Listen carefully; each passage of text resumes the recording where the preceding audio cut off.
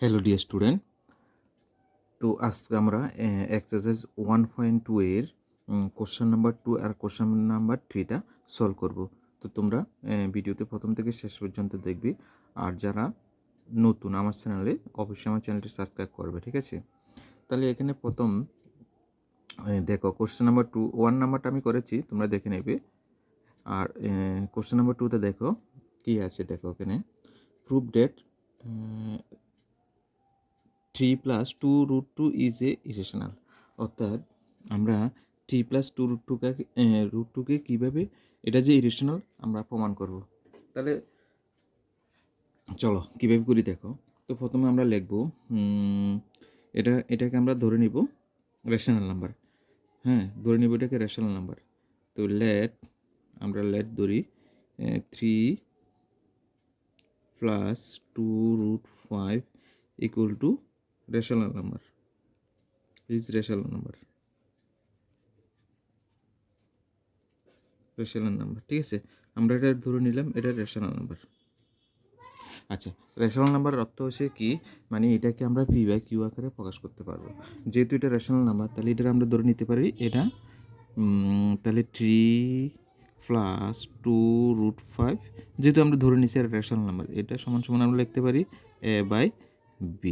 আচ্ছা, a, b R integer, তাহলে a R b হলো একটা ইন্টিজার, আর b ≠ 0।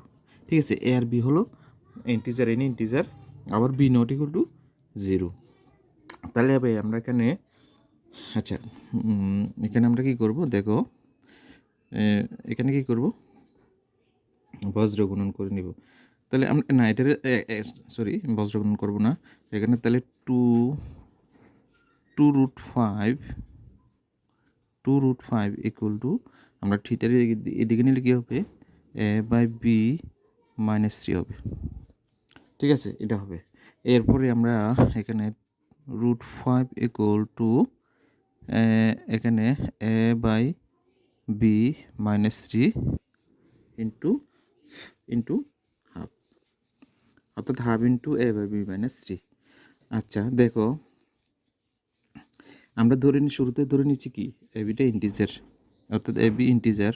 তো সুতরাং হাফ ইন্টু a/b - 3, এটাও কী হবে, এটাও ইন্টিজার হবে, এটাও ইন্টিজার হবে।